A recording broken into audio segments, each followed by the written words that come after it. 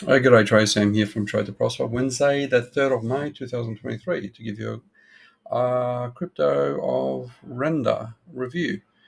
I'm going to give you the macro review and the short-term perspective. So what we have is on KuCoin, a 3-day chart. And if you look at the history of this through Gecko Coin or any other one, it had a bit of a history. So the highest will go as close to $8. So if we look at this one here, it reflects that, and we also capture the early stages as well. Not too early, but it's enough for us. So it did come from 6 cents or something like that, came up, hit that level of $2.50, and then came back down. On a non-log setting, you can see how that played out, and you can also see previous resistance is also acting as resistance now. This time back then, it came down in such a way which is early days, and it usually has that kind of pattern. This one's much more mature and therefore a bit more complicated. So let's have a look at that. Again, going to the log settings, we can see that we have the 3-day candle close there, and we have a wick there. Here we have also the wicks, very much aligned, and then we've broken above, which tells us there's a bit of strength in there, and what's likely to be is that it's wave 3 to wave 4 in some way. So if this is wave 1, 2, 3, 4, wave 5. Where will wave 5 go? I'm not sure, but I think we hit the top. So that's the 618 level. So from top to bottom, we have a 618 Fibonacci level. And if we look on the shorter term time space, which this one has a good representation. So let's just move this across to a short time frame. And that's how we go. So when we look at that, we saw that was a good opportunity to break. It was a breakout trade. Strong move. I think that was a wave 2 to 3 move, 3 to 4. Bit of a deep pullback. That was something like probably more than 20% for sure.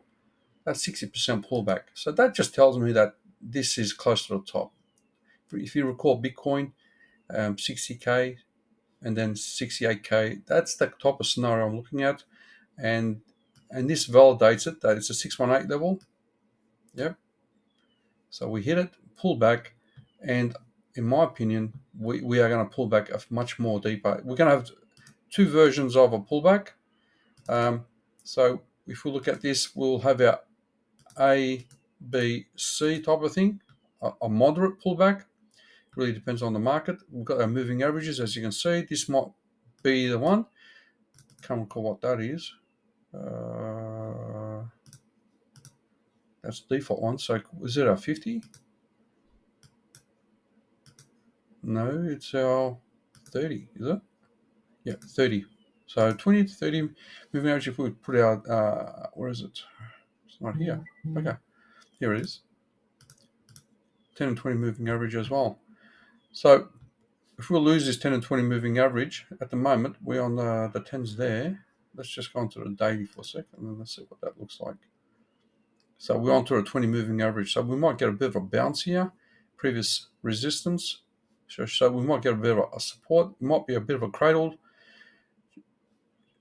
Yeah, I don't feel comfortable with going long with this. You might be able to get a bit of a bounce, 618 level, and then come back down. So we'll have a closer look at that.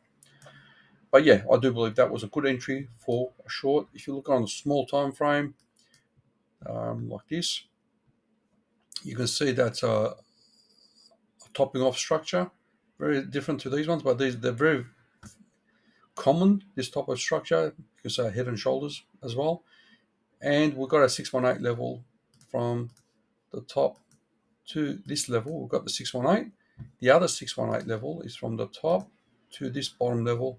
So we might get a bit of a deeper pullback. We've got two types. If it comes down here, it's not going to be much of a bounce. And we've got this here that we might get a bounce. But you can see the dilemma.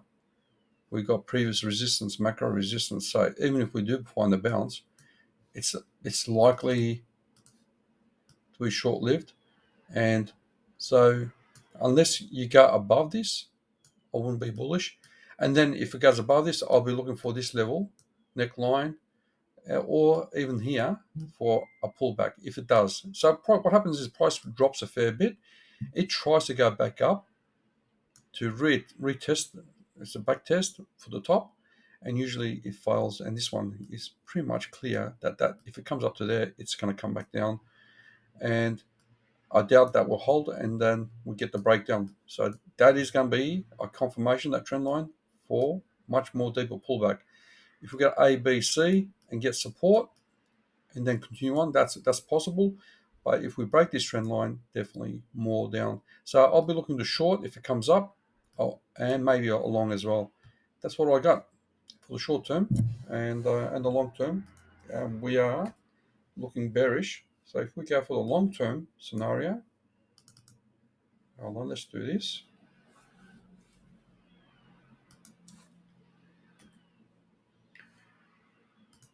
Let's do the weekly. So what I've done is made the assumption that that's the trend line. And what we can see there is pretty much, could be Bitcoin's bull rally or bear rally in a bear market.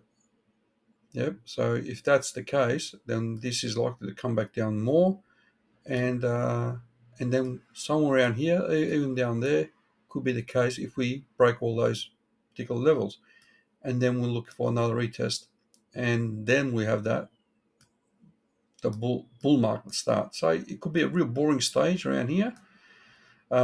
Just above that is likely the case if it pulls back, and we can also apply the 618 from there to the bottom, and there you go, 618 level potentially, and or even deeper to the 786, even further down. So I'm looking at that. I'm a bit bearish. Also going to be bearish, but there's conditions for that, as I said. At the moment, we're still here. There is that slight possibility that we consolidate and then we break up and then we hit these targets. But that is a macro structure of some sort that we're going to look for. Reaccumulation before we go up, and that will be our wave 3, macro-wise, and then wave 5. So these are the things I'm looking at, and the ideas, but it's all condition based. So I'm going to leave it at that. At least it gives you some ideas on what to look for.